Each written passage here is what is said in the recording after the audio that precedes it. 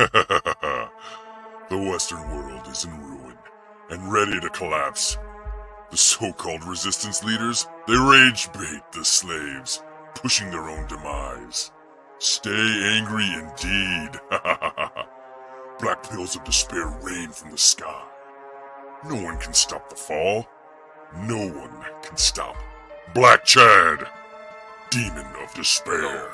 Stop putting your emotion into it. Wait, we need to look for alternatives. what's this? Look for solutions. We can't just, give in to despair and this programmed demoralization of the West. Come on, guys. What? You're not full of rage or despair? Fine. I will imprison you in an astral dungeon and keep you away from the others. No one will hear about your alternatives or your solutions or your silly indie brands. No one cares. The despair programming must continue. What? Welcome to Forever, nerd. You haven't won, Black Chad. Oh, yeah? I'll talk to and review every indie creator I can, and we'll fight against your despair. Even the bad ones? Yes, even the bad ones. Oh. You don't get it. I'm not trapped in here with you. You're trapped in here with me! Oh. Now on with the show.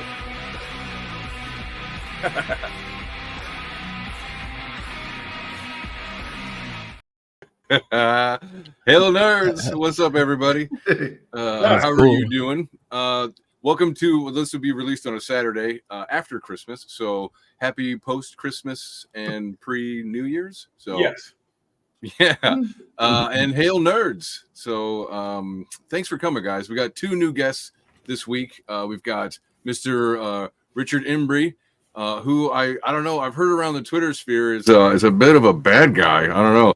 I'm a bad guy. Blackwall. He's like, I think has my wife been on Twitter? Or what is happening? I thought I blocked her account. What is going on?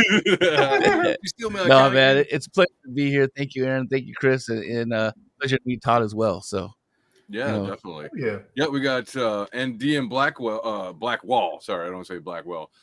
First time here, and welcome to the show. If since you guys are first, maybe there's some new guys out in the audience who are first checking us out.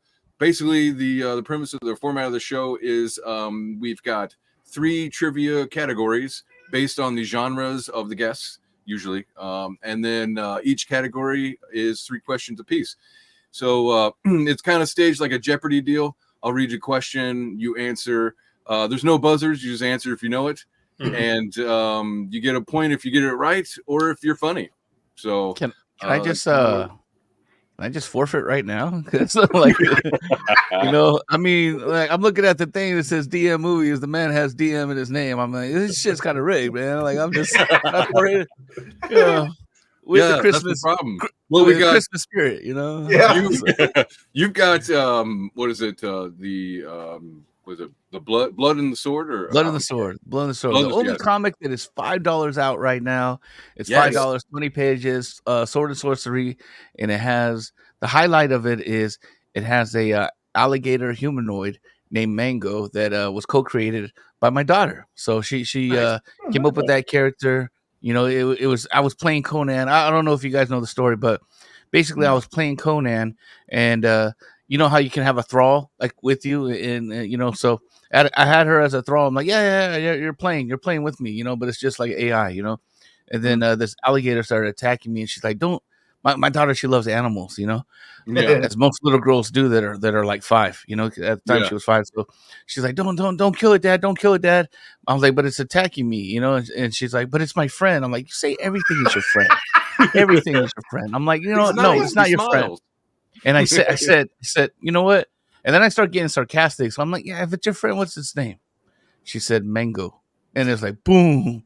I just thought of like my times playing Skyrim, alligator humanoid, going on quests and adventures. And it was just like, oh, dang, okay. And then I started asking her questions like, so what happens and this and that. She's giving me this whole background story. And I'm just like, okay, you're lucky your dad's a writer. Let me take this. Let me make it a comic book. I called up Brian, who I worked with before, just an artist, just a gunslinger out of Texas, man. Just you call him and pages get done. And I was like, Brian, man, I got this idea. And he's like, do we get to draw boobies? I was like, Brian, focus up. We got to draw alligator humanoids. And he's like, I love it. I love it. So, yeah, that's what he says. He's like, can we draw boobies later? I said, Brian, it's co-written by my 5-year-old daughter. So he's like, okay. So we got to go a couple issues in. I was like, listen. Give me something. Just we'll do a bar scene. You'll get your booby job, or whatever, and we'll get it done. He's like, so book some barmaids, right? Yeah. Because I was like, sneak it right in.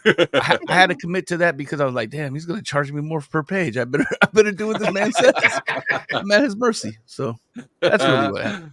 That's the story of it. But yeah, it's $5, digital and physical. So and after the trivia. We, basically the last half of the show or the second half of the show is just going over products and talking about all that stuff. So, and DM Blackwall, you have Horde Wars, right? Yeah. So we launched back in September. It's a 194-page rule book. It's a complete RPG, but it's just the first four levels of play. Has about 150 monsters in there, and it's based around a D12. Oh, nice. We should have advanced out in about 12 months. We've got 3 artists hired and working on it. And we've got something goofy like 1,500 hours of playtesting done. Wow. There we go. Hey, that's a good start, right? Sounds like you got big plans on that. I can't wait to hear more about it. Thanks. But to start off the show, we like to break the ice a little bit so all of our viewers can get to know you guys through the categories and the genres that your products and brands are kind of comparable to, or loosely like, or whatever. So anyways, we got the 3 categories we got today is Skyrim, buddy cop movies, and the D&D movie. That's not the one from like 2000. I'm talking about the Honor Among Thieves. Oh no, I'm not watching that trash. I thought it was a decent movie, so this will be fun. That's so sad because it was a decent movie, but prior to it, they're like, someone came out and was like, oh man, this is trash, or they made it to be like super woke. Yeah, their marketing team shot themselves in the foot. Just to be clear, isn't because it's a bad movie. It's because it's a bad representation of the game. Okay. Yeah, I see. Fair enough. I see. Yeah. All right. Well, on that depressing note, let's go ahead and. So wait, did he get a point Blackwall, for that? That'll be the first one. All right, so I'm gonna let you guys, since both of you are new to the channel. Let me see. I got my. Let's see. Let's have He-Man decide. Let's see. Eeny, meeny, miny, mo. He's not good. All right, Richard. I will let Richard pick first.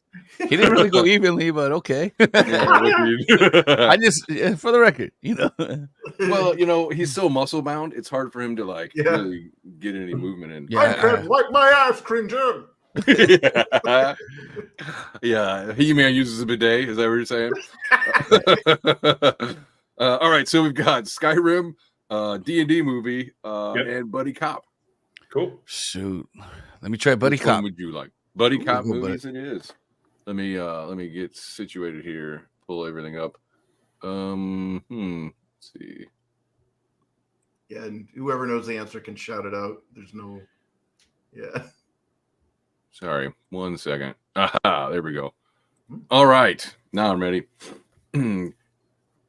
Question number 1 of buddy cop movies. Now this is 80s and 90s. Mostly 80s. That's where a lot of the buddy cop stuff really was. So, but it's just 3 questions, so it's going to be too difficult. Now, question 1: this buddy cop movie teamed a piece of shit, rundown Bruce Willis and a fancy pants football star, Damon Williams. Last Boy Scout. Yes. Bing, bing, bing. Get shot in the hands and he throws the spiral. That was good. Yeah. All right. So this is my first time using this on here. So let's see. Oh, there we go. That was a good movie by I think directed by Shane Black. Real good movie. Was it? It was a good movie. I liked it a lot. It was like everybody knew they could quote it. When I was like 13 or whatever. Or I guess when this came out, I think it was 91, so I was probably 11 or 12. Yeah, everybody knew it. In fact, let me see. I don't think I've seen it since then, but yeah, it was a good movie. Well, it was like at the height of Damon Wayans' career, like after In Living Color or during In Living Color. Yeah, he was like freaking. This was it. I don't know. Maybe he plateaued after that. I don't know. Like what else did he? He did because I know he did Blank Man. He was on TV for a while, right? Yeah. He was had his own sitcom, but he did Major Pain. He did Blank Man. Oh yeah, Major Pain. That's right. Major Pain. That was funny. Let's see if I can. Why are you smiling? Why are you smiling? You got candies in your pocket, piggy? All right, here we go. So let's see if the sound will play on this one. Chest? Yep. And the head. Yeah, that's what your wife said. Hey, will you stop with the wife shit? Ask me how fat she is. Fuck you, man. All right. How fat is she? She's so fat. Roll the flower, look for the wet spot. Motherfucker, you gotta slap her thigh and ride the wave. I'm not saying she's fat. A high school picture with an aerial photograph. Yeah. And one of the best parts about it is imagine a bunch of 12-year-olds telling that joke. Yeah. No. I was one of those. Yeah. Your mama's so fat she uses a VCR for a beeper. And then they had Al Bundy. Like when this movie came out, then they had Al Bundy on a Jeopardy type thing on In Living Color, and he's like, he was just saying stuff like, "Oh yeah, your mom's so fat she jumped up in the air and got stuck. Your mom plays hopscotch like California, Arizona, yeah, mama's so fat she broke her leg and Kool-Aid fell out or poured out. Oh yeah. Oh yeah. All right, buddy cop. Question number 2. The quote, "I'm not falling for the banana in the tailpipe," was from this movie. Dang. Oh, shoot. Nobody knows this. I want to say Lethal Weapon. No. Good try, though. That was a good one. Yeah, I was thinking of Beverly Hills Cop, but that's not. I was thinking that was my second guess. Yes, Beverly Hills Cop. Oh. Let's check it out. Ain't falling for no banana in the tailpipe.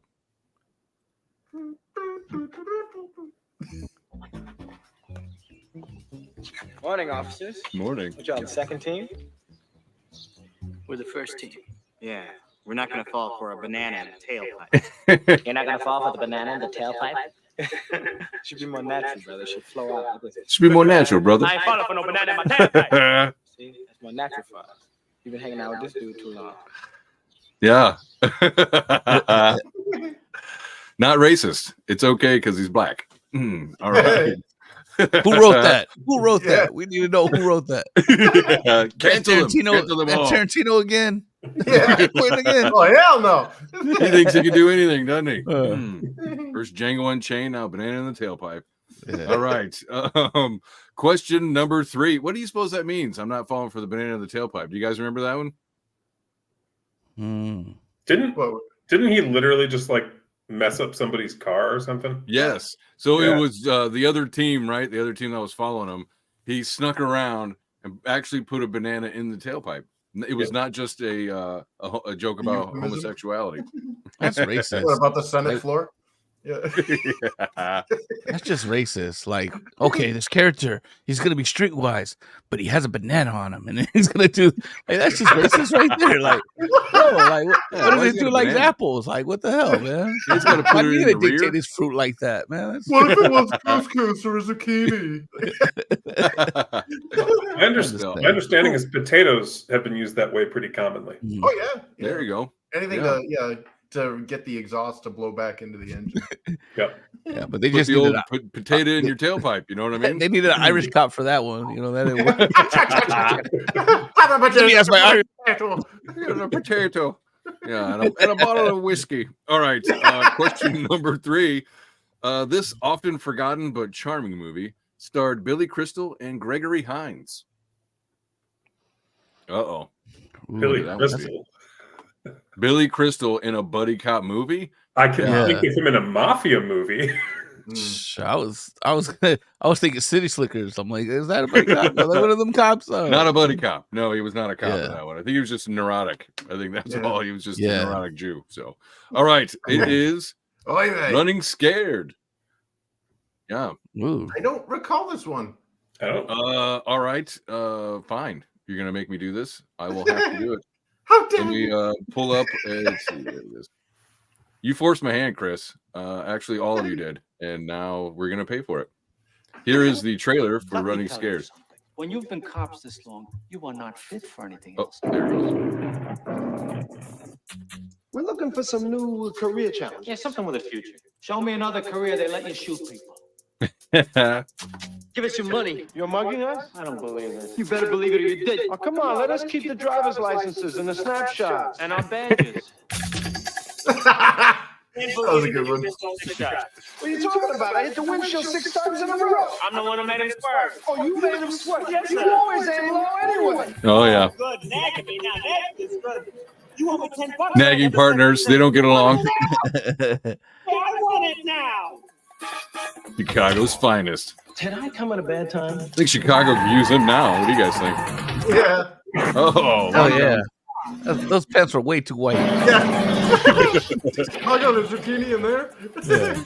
Yeah. Looks over at Gregory Hines. What are you doing? Why are you bringing a zucchini? Like it's not a zucchini. Oh! Oh, now you're going to criticize my driving? It's just that you get to do all the dangerous stuff and I get to parallel park. You know, I kind of want to see this now. I think You should. I mean, it's been a while since I've seen it, but I remember liking it. I love this job. Yeah, good stuff. Anyways, nice and wholesome, right? I have Uh-oh. never seen that or even heard about it. I didn't even know that Nor have I. existed. Yeah. That was good, though. That's good. Yeah, not too bad. See, it's the little stuff that you learn on the show that really makes it worth it.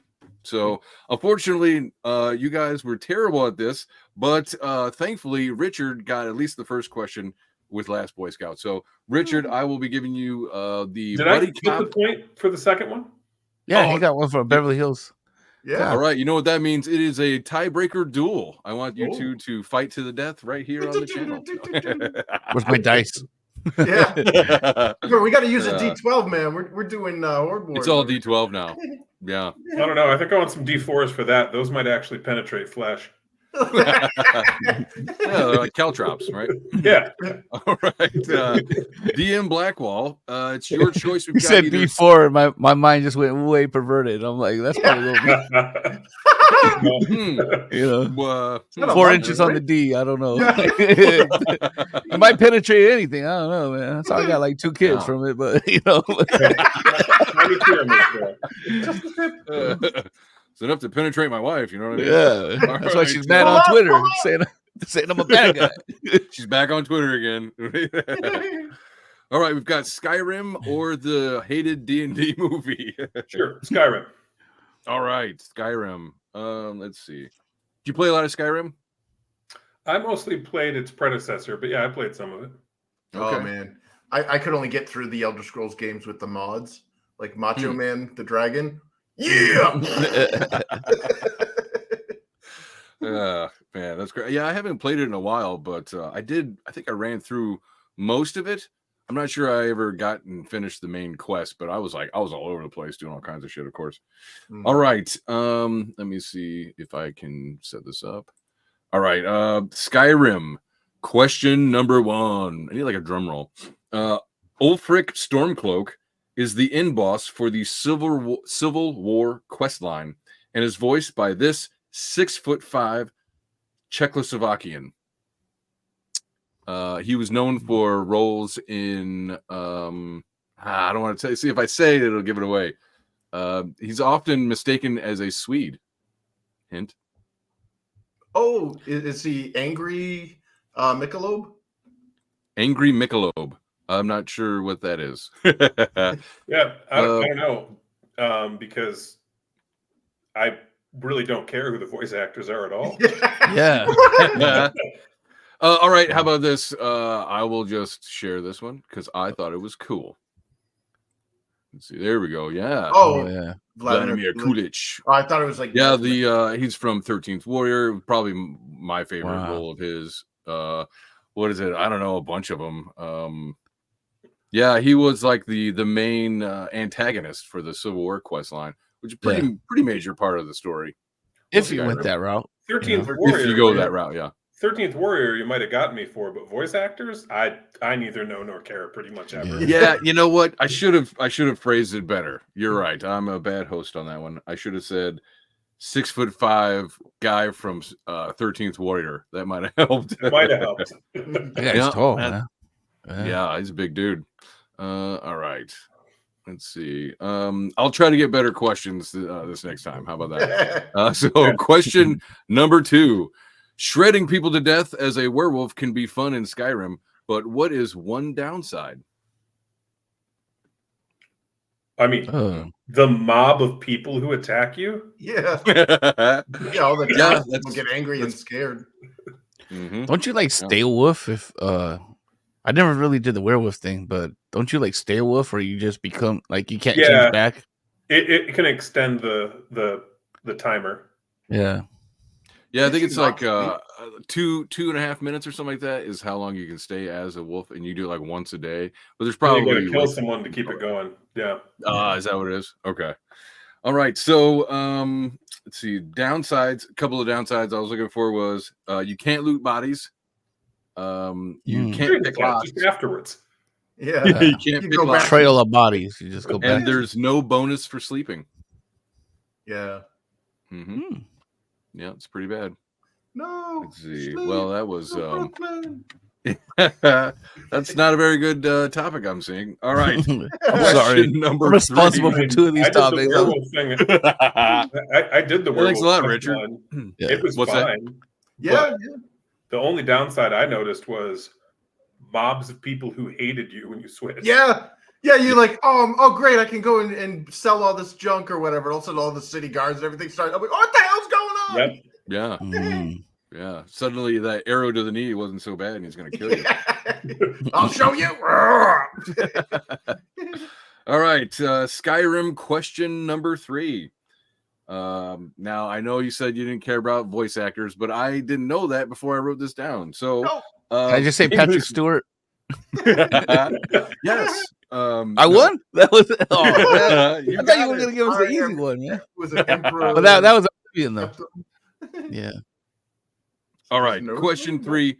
Famous voice actor Jim Cumming voiced at least 24 characters in Skyrim, but is best known for voice acting this web-footed crime fighter. Mm-hmm. Web-footed crime fighter. Uh-oh. Anybody can answer. Doesn't just have to be from Richard. that Duck Tits movie? So what? Is it from what the hell is it? Howard the Duck? Yeah. No. You remember Duck Tits? That movie scared me. Yes. Duck Tits? No, yeah, I've never heard of the Howard the Duck movie. I was like, oh, okay. My parents were like, okay, it's a good family movie or whatever. And then out of nowhere, there's this duck chick in a bathtub with boobies hanging out. And I'm like, awesome. No, I'm confused. And the furry was born. I know. So you're basically talking about, what Richard's comic's about. Yeah, that's what he asked me. I was like, oh, what is some inspiration? I'm like, a web-footed crime fighter. He does not write about a web-footed crime fighter. I should though. Well, no. I was thinking of the name of the creature type. The scaly dudes from. I don't care. I never play them. I play Khajiit sometimes, the cat guys, but I can't remember the lizard guys' names. Yeah, the Argo. All right, how about this? Yeah, this Argo. Web-footed crime fighter, Disney crime fighter. How about that? Does that help? Oh, let's get dangerous. There we go. Oh wow. There we are. Darkwing Jim Duck, Cummings. Huh? He also did Winnie the Pooh, as well as Darkwing Duck. Mm-hmm. Oh wow. Yeah, he's okay. Really Darkwing famous. Duck. That's okay. That's where the quotes. Yeah, makes sense. Yeah, it was a duck. It's just the wrong duck. Yeah, duck without nipples in the movie. Yeah, wow, what a letdown. Better, really. Yeah, unfortunately, not a lot of boobs in Darkwing Duck. Yeah. Man, that one went over like a fucking Led Zeppelin, didn't it? Yeah. All Well, right. you didn't really ask about the I try game to at all. forfeit. I try to forfeit. Like I try to save the show. You know, Yeah, I and fine. It's fine. I got to work on my questions. I know. I got to work on my categories. you should I was ask like, about the game because you're really asking about voice actors. Yes. Yeah. Well, that one Anything was. else? Yeah. Yep. That and being a werewolf. Pretty dumb. Yeah. All right. The D&D movie by default. Let's do. Please don't kill me, DM Blackwall. I just wrote the questions. I didn't make the movie. So, question number 1. Jonathan is a fun escape mechanism for Chris Pine in the beginning of the movie and was largely done with practical effects. What race is he? Oh, that one's easy. I know he's a bard, but he's human, right? No. Who's Alright. the guy that they hitched a ride on? At the Jonathan. beginning when they jumped out of when they got out of the dungeon. Oh, Do you remember the face of that creature? yeah. That. Nah, I'm sorry. Yeah, I already lost it.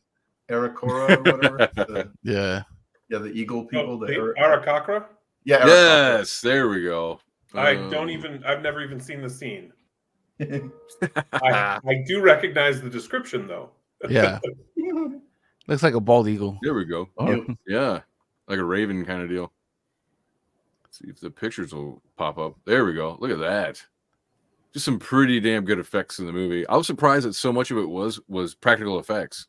There wasn't as much CGI as I was expecting. So I found that kind of charming, especially like the dragon dude that was in it.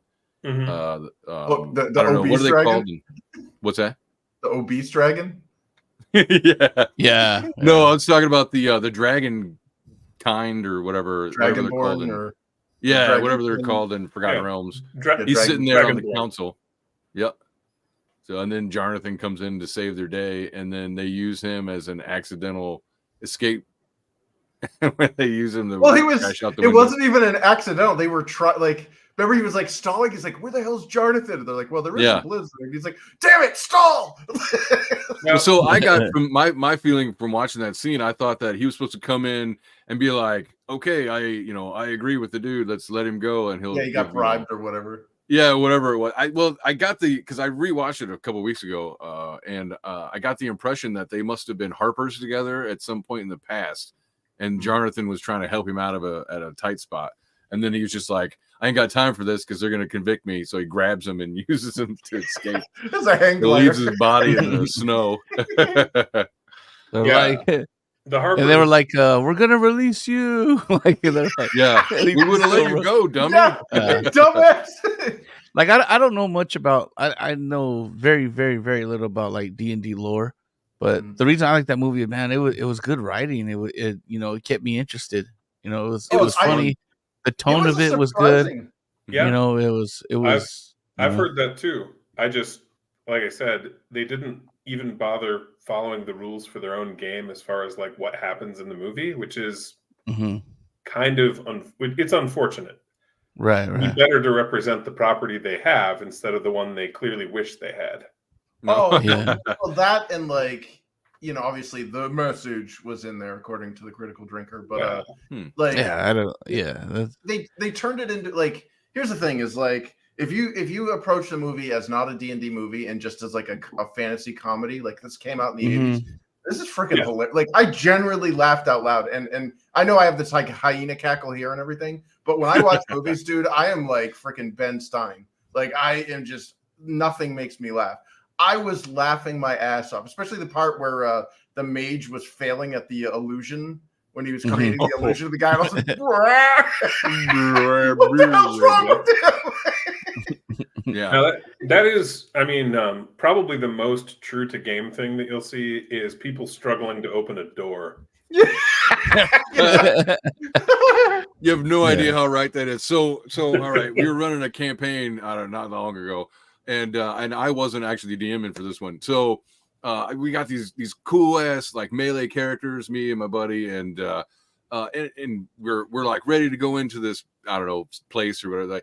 And we can't enter the fucking iron door.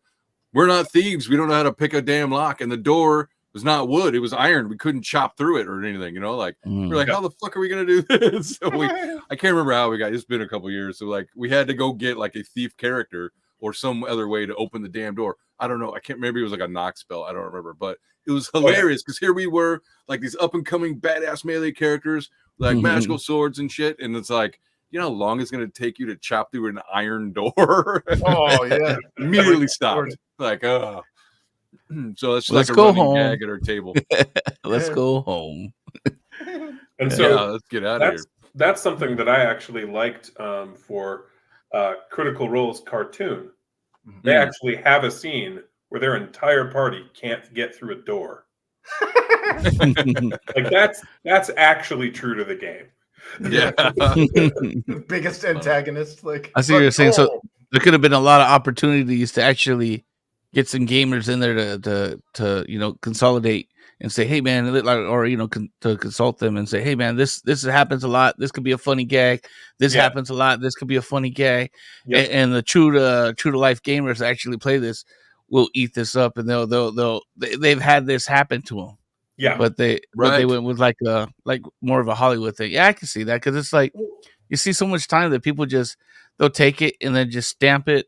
Just stamp the D&D on it and then do whatever they want with it. You see that a lot with a lot of properties, you know. I worked on a game and a TV show, and I can tell you, man, the TV show always wins, or the Hollywood guys, because like they're like, you know, the creatives, like they got to put their own stink on everything. Yeah. And Hasbro obviously clearly does not respect its game designers. I mean, dude, they just stacked like 2,200 people. Yeah. And oddly enough, their lead designer guy there, was his name Mike Merles. Yep. Yeah. That guy, I grew up. That guy lived across the street from me. I saw you talking about that on Diversity and Dragons. Yeah, I posted his yearbook picture. He's probably all pissed. Like, who the hell is this asshole? That guy. What's up? They fired him too. Yeah, they fired, and it was like from what I get out of a door.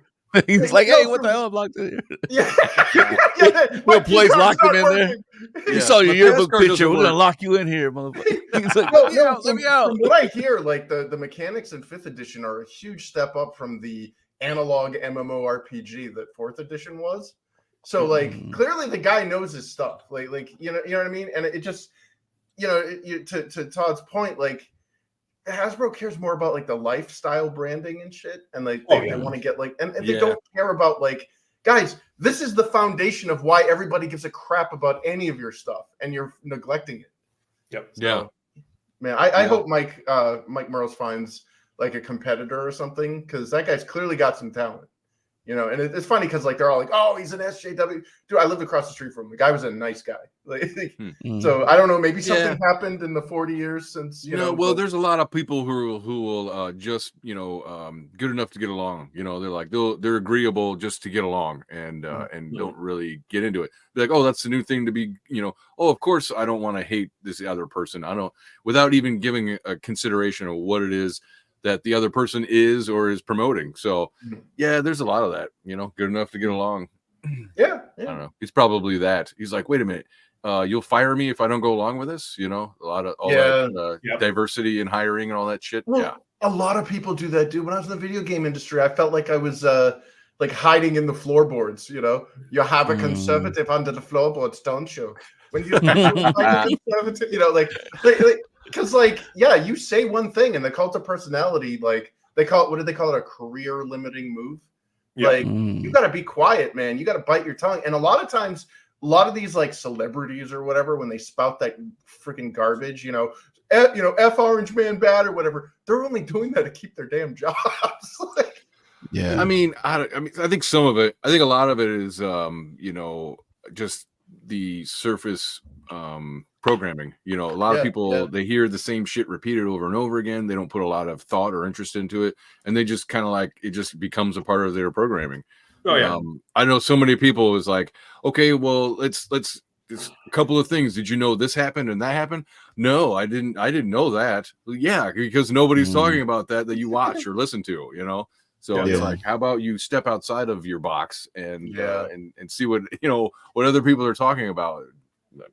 Anyways, all right, let's go back to the questions before we go on and on. Are we 2-2 right now? Because we are on question 2 of category 3. Points wise. Oh, Yes. I think technically you got the Aarakocra one. Yes, you did. Yeah, Yes, you did. indeed. Yeah, it's 2-1. I don't think I got a second one. You didn't get a second one? I don't think I got a second point, other than the werewolf thing. But it wasn't really. Yeah.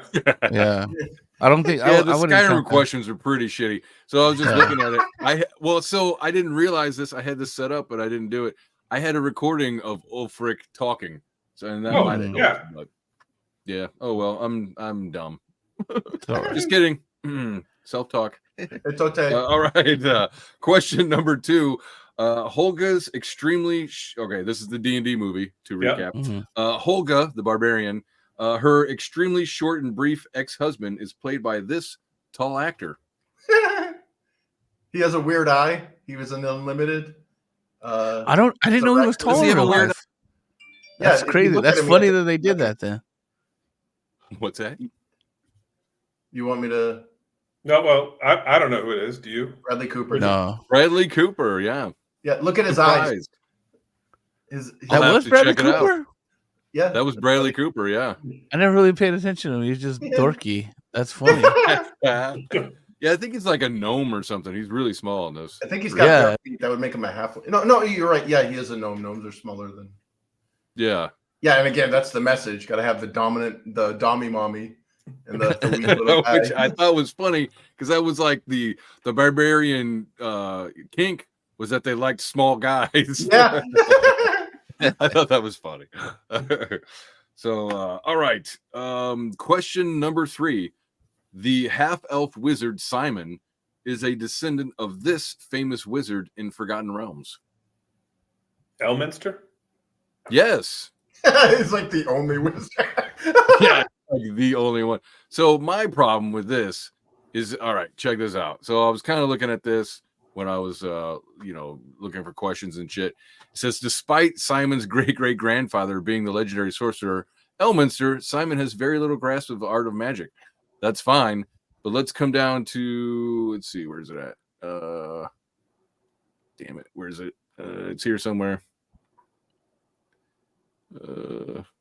I lost it. Anyways, they were like, well, why is it that he's, obviously half black, but yet, let's see, here it is. Yeah.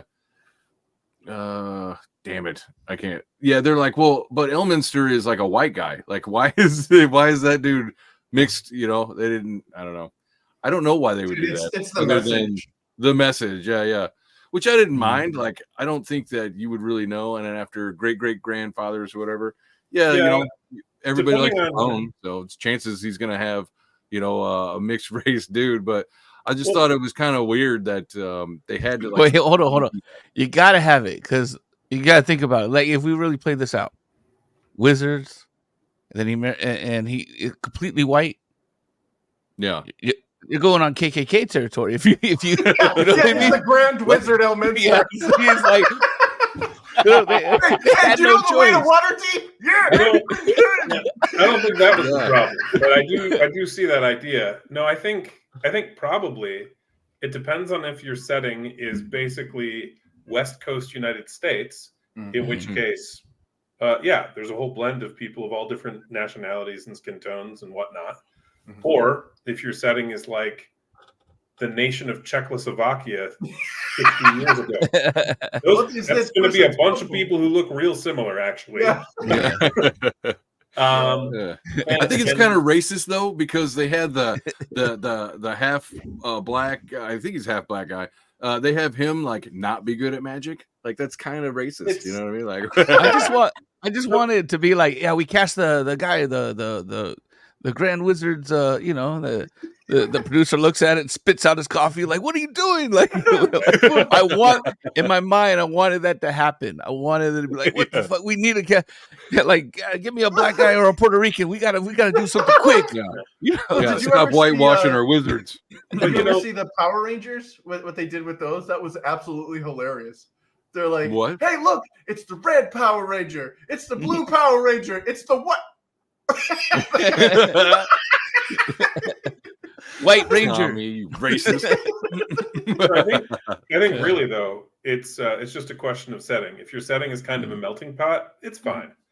If it's believable that you'd have all different people from all different backgrounds and nationalities or races, like from the real world, then that's fine. But if there's less travel and you're in a limited geographic area, then that'd be kind of weird. But as it is, well, that's D&D. Elminster can teleport. He could go meet a wife wherever. I think he's been to Kryn. I mean, he liked them Brazilian girls. You know what I mean? He might have been to Atlanta. You know what I mean? Like, oh yeah, you got magic. I mean, you know, go to the strip club. Like black magic. You want to see some black magic? Whoa. Yeah, this is like, I'm just trying to learn that black magic down in hot Atlanta. Well, it could be weird, you know. My favorite part, though, my favorite character out of that was the autistic paladin. Like I can't remember, Justice Smith or whatever played him. He like was so it was like hilariously like high spectrum functioning autism. And like he couldn't get any subtlety whatsoever, but the guy was like this badass killing machine on the battlefield, and he had zero social skills. It's like you didn't realize charisma is like a kind of a primary component of the paladin, but you know. I didn't see he's autistic. I don't know. Maybe I'm too autistic to notice another autistic. I'm not sure. It was like, but yeah, like they definitely did the West Coast American, like the message, you know, like. In my opinion, if they were to swap the genders of the characters, it would have been a better movie. You know, like the big ass. No, just like every one of the male characters was this meek, like cunning, weak person, and every one of the female characters was like buff and like tough. Like confident. Even the villain, you know, she was like a disciple of Thay. She was a wizard of Thay. Yeah. She had who was the lich that she was under? Oh shit, I don't remember. Oh yeah, it was Zulkir Zastam, and okay, yeah, and that's a Forgotten Realms villain, but and it was just this physically imposing presence, like, and none of the guys, like all the guys were meek, including Hugh Grant's character, who was like the head of. Was that Waterdeep? I can't remember if that was Waterdeep or not. Yeah, I think that was Waterdeep. Mm-hmm. Yeah, like one of the big cities, and it's like this guy's like a scumbag. Like there's a little, and it's like all of the dudes were like that. There wasn't a single guy that was like buff and take charge, except for the autistic guy. Like that was what I didn't see him as autistic. I don't know. I saw him as lawful and philosophical. Like that's what it was. Is he was so adherent to the lawful good stuff that he was naive of, and like when people were saying euphemisms, where I do not understand. It was almost robotic, and it was funny watching him do that because he was completely ill-equipped. So he was basically Drax the Paladin. Yes. I don't know. Maybe I got to reread him. I don't know. I thought that he came off as kind of paladin-y. I mean, it's pretty generic paladin. You know, it's like his code and. Even that part where he like walks over the boulder, it's like Chris Pine's like, he's gonna keep walking, isn't he? He's gonna walk straight over that boulder, and it's not even. It's hilarious. That was funny. There's a lot of funny stuff. So, I like the graveyard scene with the only 3 questions. And stuff like that was like, man, that's great writing, man. I don't know if it falls into the lore, but that was great writing. You know, like, hey, I still have one more question. Yeah, like, and they're just like, all right. I will say it was kind of fun because my 8-year-old is really getting into D&D, and he was like pointing out spells, like, and I would point out stuff too that he might not have heard of, but he was kind of like pointing out different spells and stuff. I was like time stop. He knew it was called time stop before they said it in the movie. I thought that was pretty neat. I was like, oh, my son's getting into D&D. It's pretty neat. All right, so let's switch gears from a topic so controversial as the D&D movie, and let's go to let's talk about some of your guys' projects. We've got let's talk about DM Blackwall. What do you have going on? You've got Horde Wars. Let me pull that up. What is Horde Wars? So Horde Wars is a D12 based RPG that is in some ways like D&D. It's meant to be a heroic fantasy. Horde Wars Basic is up for $5 for a 194-page PDF. Damn. We're also selling physical copies of that as well. And we're working on a 360-page sequel, which will include levels 1 through 12 instead of just levels 1 through 4, which is in Basic. Yeah. There's some stuff that does really make it stand apart from D&D, though. One of which is because we used a D12 instead of a D20. We were able to incorporate stuff like level drain or fatigue in the dice rather than as a penalty. So instead of you doing a minus, or instead of you rolling with disadvantage or any of that, you just roll a smaller die. Ooh. So you roll like a D10 or a D8 instead. Yeah. And the more exhausted or the more levels you've had drained, that kind of thing, you're just using smaller and smaller dice until you get below a D4, in which case you are in a coma or dead. Ooh. Whoa. That's pretty cool. And that's aside from hit points. That's a whole other way to die. I like this review. Sorry to interrupt. I like this review. It says the rules are quick, a quick read, and easy to understand. Pre-made adventures as well as characters. Yep. Lots of combinations, a style for everyone. Combat is engaging and tense. Actually preparing for an adventure feels necessary, which is fun, and it's very affordable. So, I mean, it doesn't get much better than that. Oh yeah. So far our review, we're the best reviewed and best selling on that website. Dang, good for you.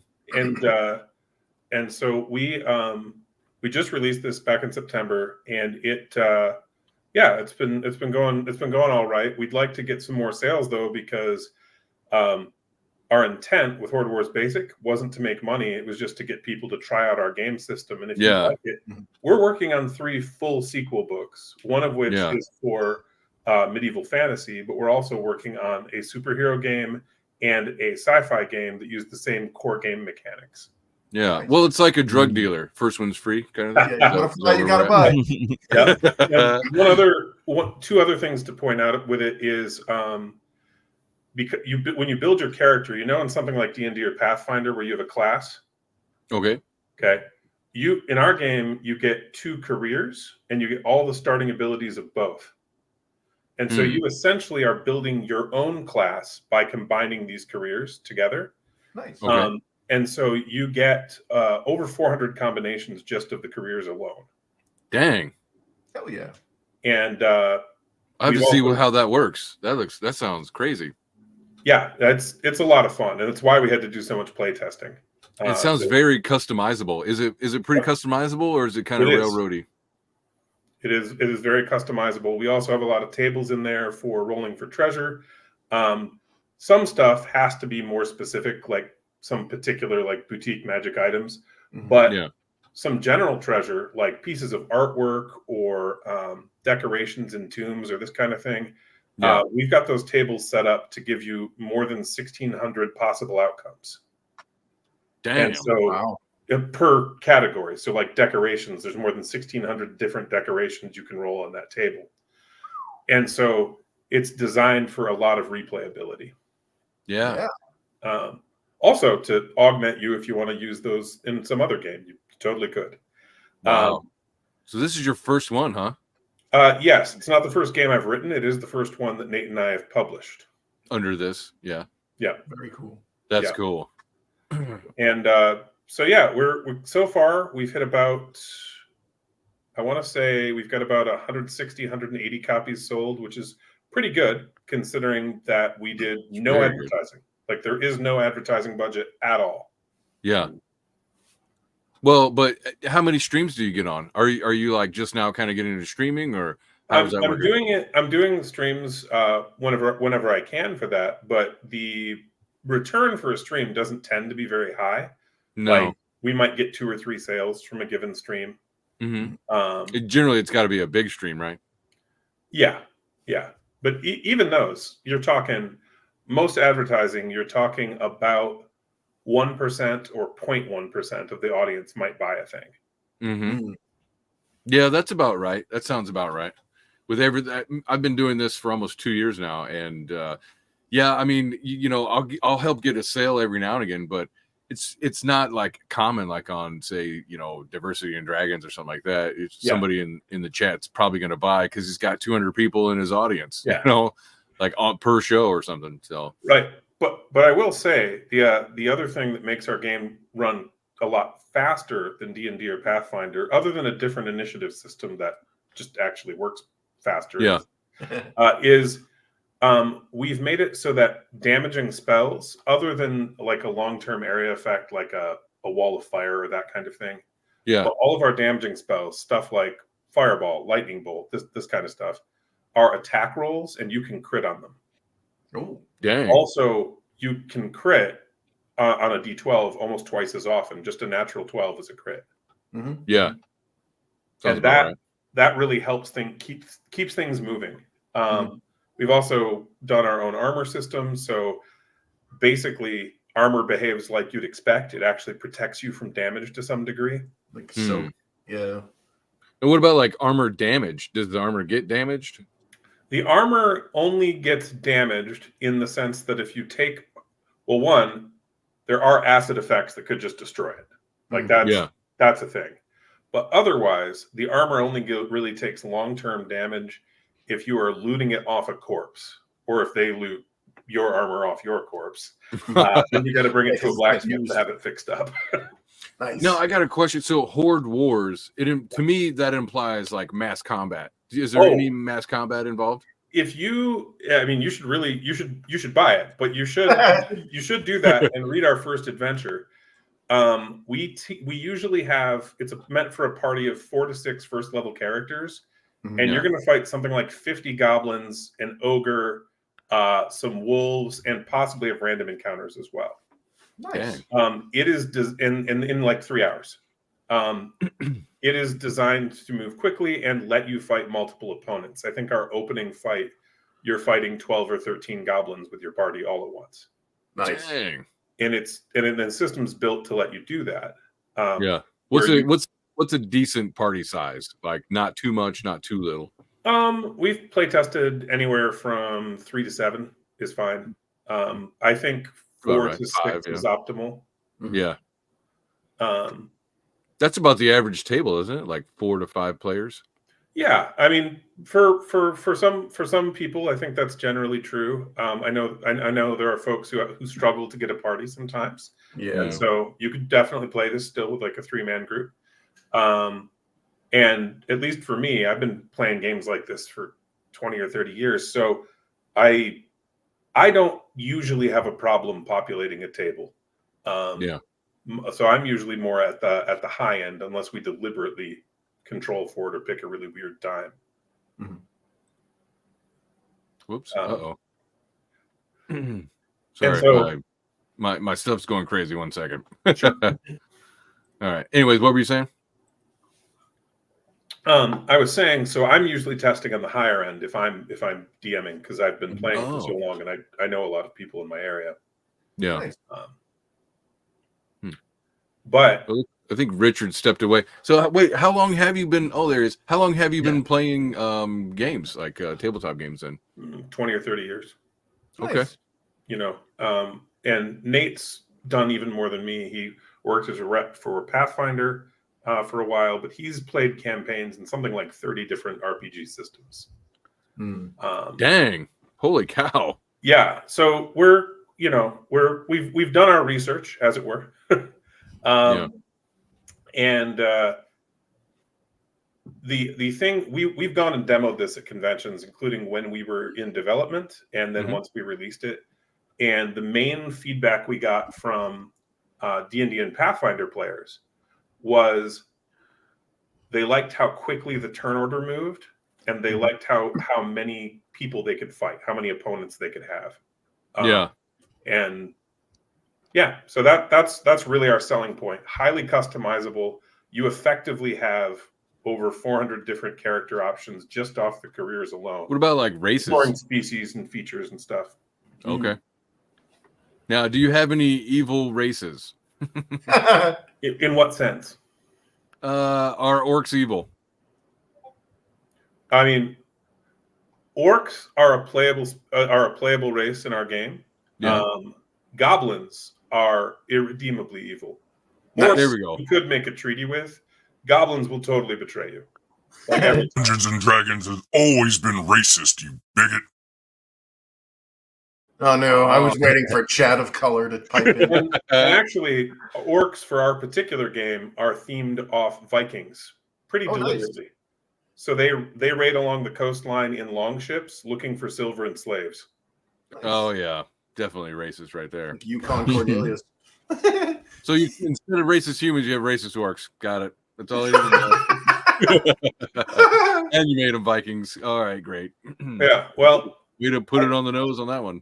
Actually, we did that because of the sad and terrible thing that a bunch of people who really are racists go around doing when they say that when they look at orcs they see black people. Yeah, which is insane. Like, so I tried to help idiot-proof this for them. Mm-hmm. Yeah, by making them the whitest historical lick. Yep. Just make them Chinese. They're not racist at all. But you know, on a serious note, I think this actually helps distinguish the orcs from the goblins. Usually, in a lot of role-playing games, orcs are just big goblins. Mm-hmm. Yeah, a lot of times.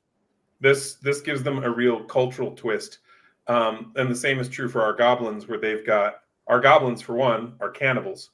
They'll eat each other and others. And our goblins actually are so greedy that if they see treasure, there's a 75% chance they'll just run towards it.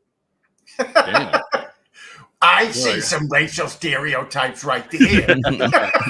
Wait, are your goblins, are they similar to the Harry Potter goblins? I need to know. Did they escape? No. And do they keep bank books? I just want to. We are designing this game so that kids can play it too. But if you read our starting adventure, you'll notice something, which is that if the players are late to rescue the captives, there are a D4 new goblins for each captive that's been eaten. Oh man! Now I'll let you infer why that is. Is it like Bebe's kids? Like they don't die, they multiply?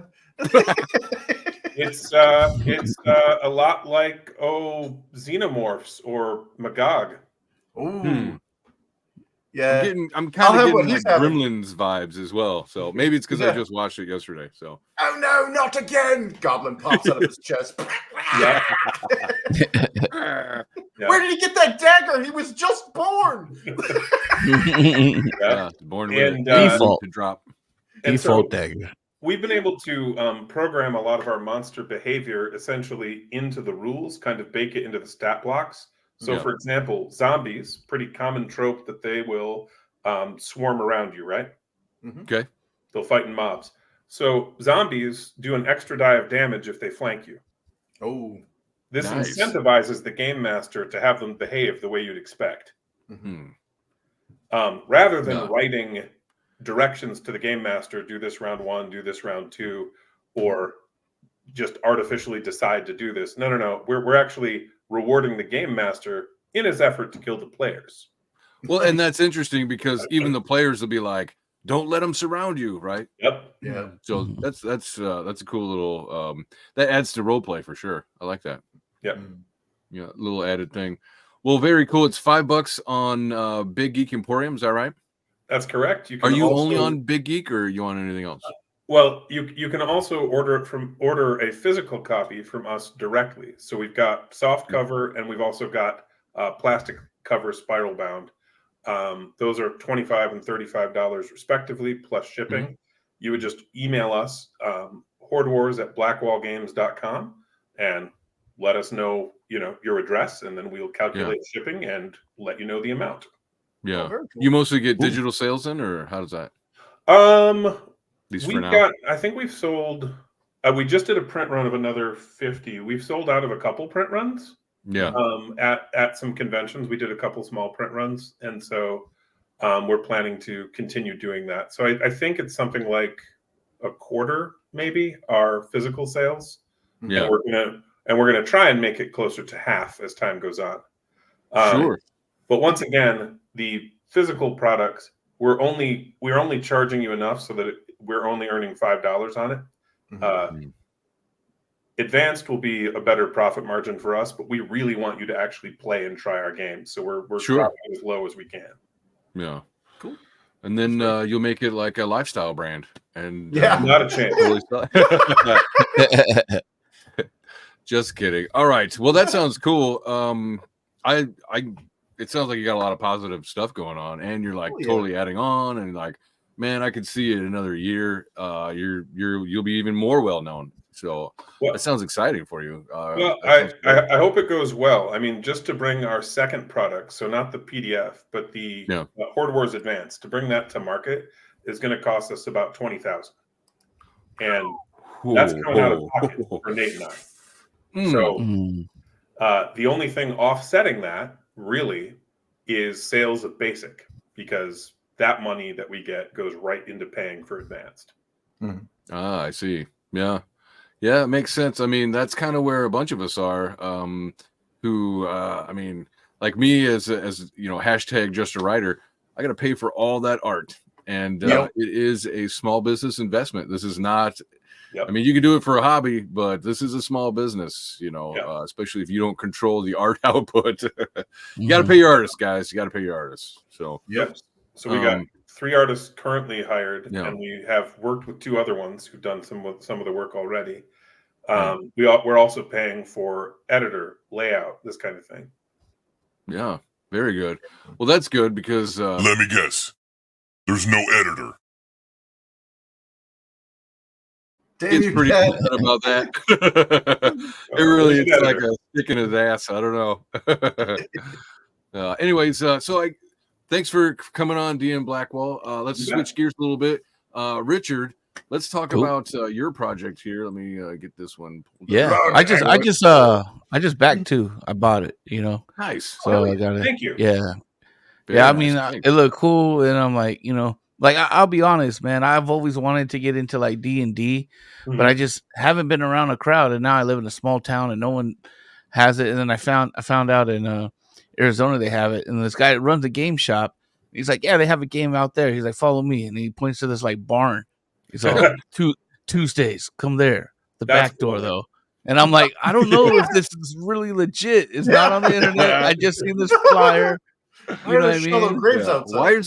Why is there a wall of holes? Yeah, what is that about?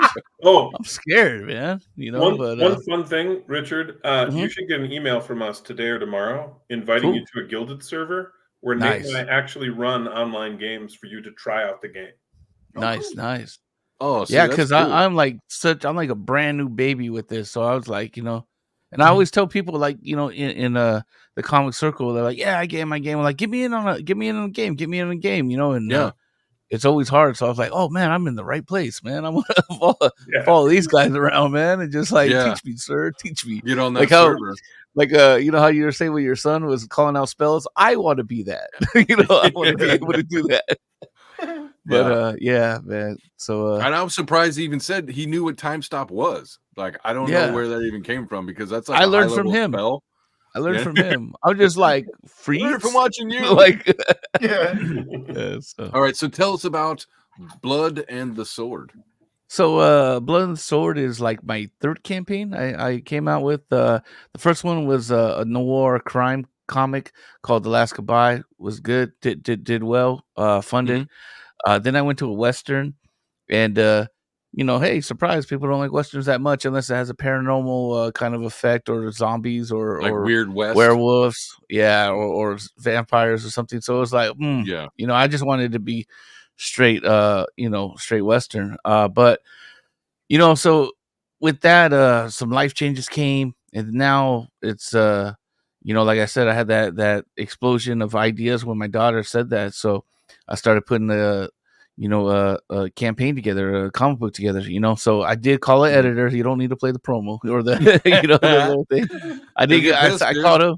Yeah. So yeah, it's very important, because a lot of things, like, and that was our first conversation. This is what I want to do. Make sure it gets to paper. You know what I mean? Or make sure it's on the pages. So so I wanted a lot of that, like a lot of the stuff I talked about. I kind of liked the D&D tone, even though the D&D actually came out after I created the comic book, but I was like, okay, that was the tone I was kind of looking for, and people seem to enjoy it, you know. So I was like, okay, I kind of like that tone. That's where the buddy cop or somewhat like Han and Chewie. They have this little banter. So like Valen, that's the character you're looking at there. He's just these guys. What you see these guys in life, they're arrogant, but they're good. They're good at what they do. Oh, and they don't dude with like the Van Dyke. Yeah, that's him. That's Cool. that's And then that's this is the one that your daughter came up with. Yeah, The that's Lizard Mango. Man? Yeah, so Mango. so what it is, it's Valen's like, he's a mercenary, man. He's all for the coin. If the coin is there, he's gonna show up and he'll do it, And Mango's more of the these people we see in life, they're just giants, which is hearts of gold. And like so as where Valen does it for the coin, Mango does it for the honor to, oh, something's been wrong and you need to hire us to do something. Okay, we're gonna wrong this right. We're gonna make this right. We're gonna, balance the world. That's kind of like where he's coming from. And then what they do is they meet up with Amara, and Amara and Valen used to do mercenary work in the past. Oh, mercenary work, yeah. Yeah. I just wanted to point out her boob armor. Nice. Yeah. I like it. Yeah. I said, good job, Brian. You got it in. So yeah, so now she actually works for like a king in this kingdom, So what I do with the writing is I start small and we get there, and then it builds up, and I kind of see I see it like think of a camera. You're zoomed in, you only see a little bit, and then as the story progresses, the camera gets wider and wider, the world gets wider, there's more characters and stuff, And so they get called to go on to a somewhat of a gig, for the king, and things don't go as well, so they find themselves in quite of an adventure, and hilarity ensues. Yeah, hijinks began. And what I wanted to do is I wanted to have like a fun tone. I wanted it to be fun. I wanted to have a lot of action, and I wanted the dialogue to be entertaining. So it's like dialogue, entertaining, funny, action, and back and forth. Like something like if you mixed Rush Hour, they were funny. Oh yeah, it was funny. Yeah. You got Rush Hour, then with Jackie Chan with a lot of action. I saw that. I was like, damn, that's brilliant. So that's kind of what I wanted to do. I think it's been getting good reviews from the peers that I let review it and stuff. Mm-hmm. And I'm in these like writer circles where like, dude, be brutal with me, bro. Just like tell me his shit. You know what I mean? I'm like, oh, that's all right, man. I'll change a word or two or here or there, but I like that brutality in writing. Like, tell me. Tell me what. Rip it apart. Yeah, kill my darlings or whatever. Yeah. Because that's how you grow. Like the friends that are like putting on the kid gloves, they're not gonna help you. Like tell your book. Yeah, I like and then that a lot of a shirt as well, comic and shirt. It's pretty cool. Yeah, I did the mango shirt. Mango, yeah. So so like that one 12 copies book for $20. Yeah, I want to take care of my retailers, dude. All right, we got to talk about one second. We got to talk a little bit about how you're doing this $5 physical comic and $20 for 12 copies. What is your secret? How have you figured out to do this? So when I failed, I was like, okay, what can I do different? If I were to do comics again, what would I do different? So I was always thinking about, okay, I do that, but if I did it, I would do this different. If I did, I'd do this different. And one of the things I noticed where campaigns is like, man, I gotta do I had a serious talk with the editor, and he said, listen, man, what are you trying to do? And I was like, I'm trying to get as many readers as I can. Like that's the ultimate goal, you know. And what I want to do is not do multiple covers. I just want one cover. Like I don't deserve multiple covers, And that sounds like kind of weird or whatever. But the way my editor Vince, he's like, listen, man, you guys have guys that are selling like 500K and all that, like just a tremendous amount. But they've been in the industry 20 years. They can sell boutique items. They are allowed to do that. They earn the access to do that. So, and I was like, well, I don't even want to compete with them. So how should I do something different? So what I came up with is if I did a grip, and here's the thing too, like people they print enough to cover this and a little extra, and then they come out with issue 2, and then they got to go print it all again, because like let me get issue 1. So it's like, listen, if I go issue 1 and I go like 3,200, one cover, 20 pages, what is it looking like? So I was doing the math and this and that, and with that, I mean, shoot, with the art and everything, it's like I'm making like $3 on the book, for $5. How many pages is it? 20.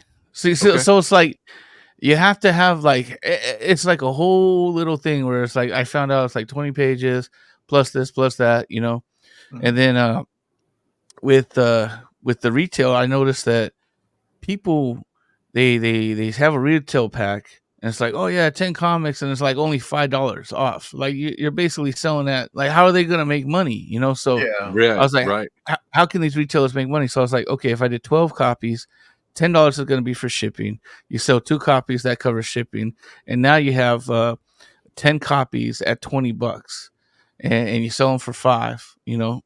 Yeah. Does the math right there? For you. I like it. Wow. So good on you being able to figure out like who do you get who prints them? Like how do you get your printing? I'm gonna go to Mix AM. I had good experiences with them, and they print in the USA. Okay. So I think that's cool, man. Like anything I can do like locally or country wise, I try to do that. Sure. Especially during today's time, Yeah, I mean you have to. Yeah, you got to think local, and the more local, the better anymore. So yeah. And then the thing too, I was eventually going to sell these at $5 anyway. So it's like I really have an issue, and maybe it's just me personally as a customer. Some people don't mind, but it's like I would feel so guilty selling this for like 10, and then months later or next campaign I'm selling it for 5, right?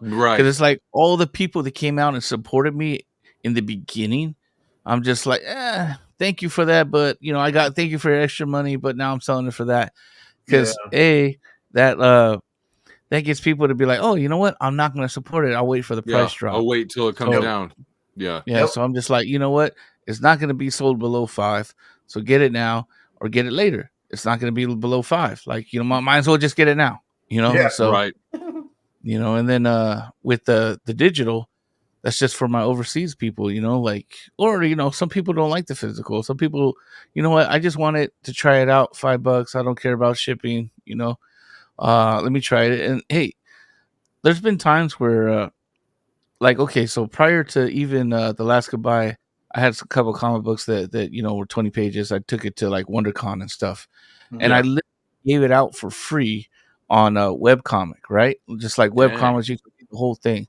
So I tell people, hey, listen, it's this amount, and then I would have my card with the website. It's like, hey, if you don't like it, read it tonight and see if you like it. And people would come back, hey, I read it. I wanted the physical.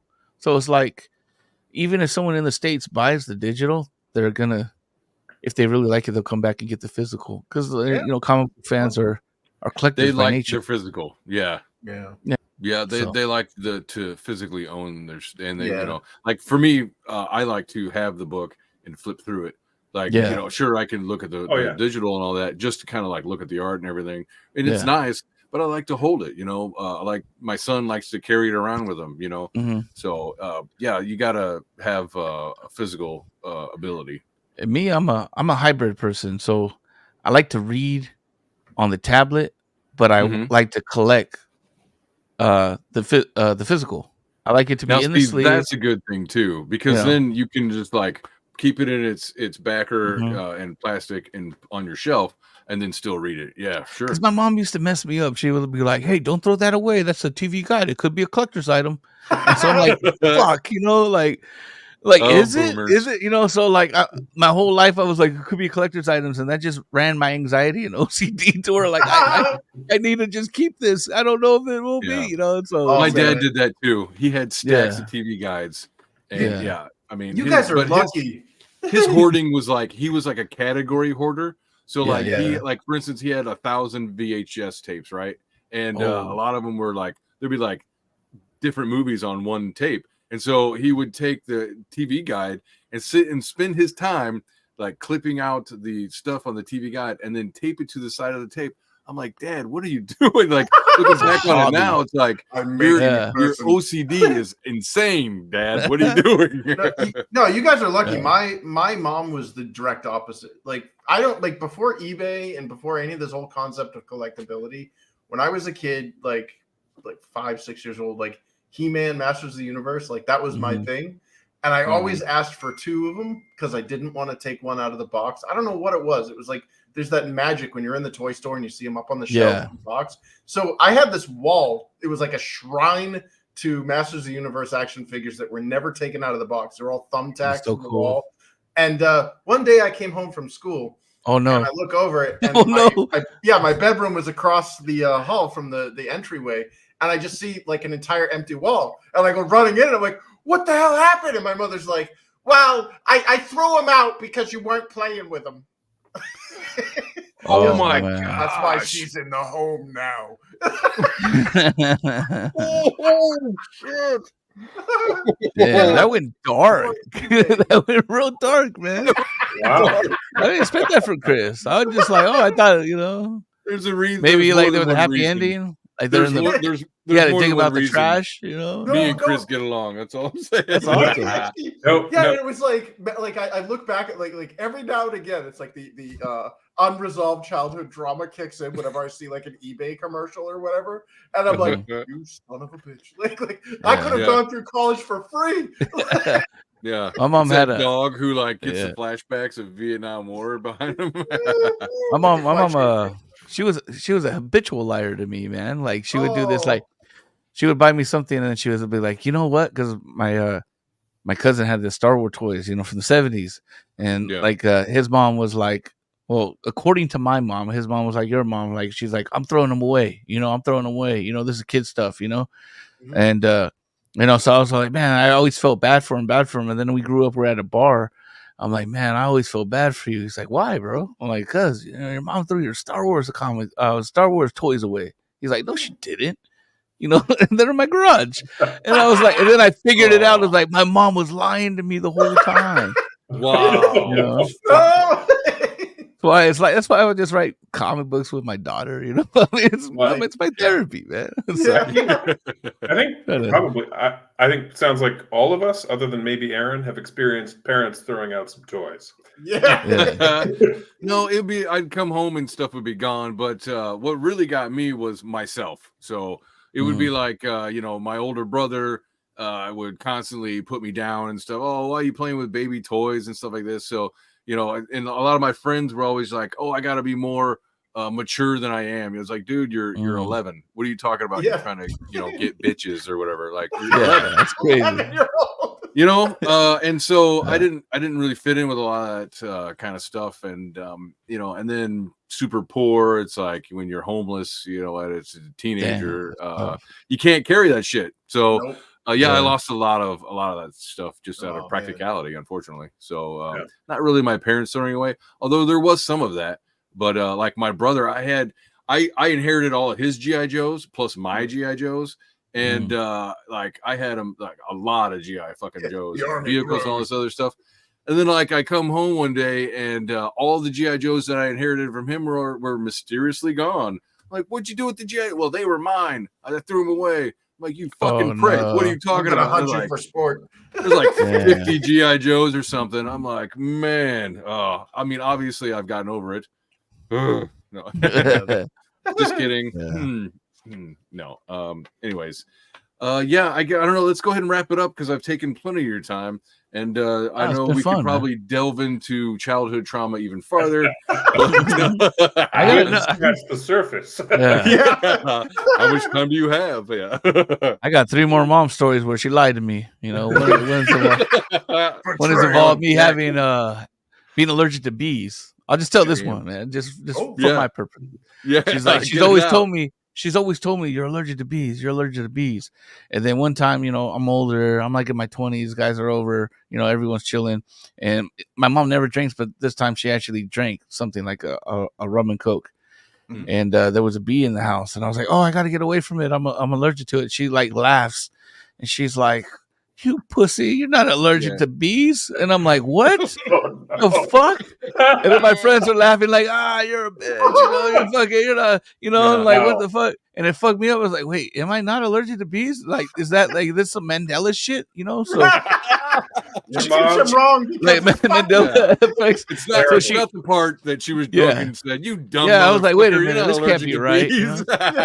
And then she wakes up like that. Yeah, like, she wakes up like the next day, sobering up. She's getting a coffee. I'm like, "Hey, I gotta ask you something. Am I allergic to bees?" She's like, "Of course you are. You've always been allergic to bees." And I was like, "What is happening? Is my mom lying when she's drunk? Or is she telling you? Is she like, to this day, I want to go wake her up right now and be like, hey, am I allergic to bees or what? What the fuck?" Remember that time you said that? Traumatized. No, I don't remember that at all, son. You fucking asshole. Now, after we do wrap up, I would like to talk briefly with you guys once we're done recording, if I can. But, little whisper network behind the scenes. Very secret. Yes, I agree. They should all die. Wait, wrong thing. Later, Chris. Is that weird D&D initiation process that I'm like? Yeah. Don't start worshiping the devil, kids. I get the helmet, but what's with the swimmies? I need a picture of your junk. Yeah, I need a picture of your junk, or you'll be cursed forever. All right. Well, let's wrap it up. Do you guys have any last things you want to do? Because like any any like links and stuff that are like on your Twitter will be in the descriptions when this airs. So, is there any shout outs that you like to do before we wrap her up? I just want to say thank you to everyone that's already supported it. We had supported Blood of the Sword. We had 107 backers already, so I'm very grateful to you guys. I just want to continue to make quality books. I'm already working on issue 2. That's pretty much done. We're just going through a couple of drafts and editing process.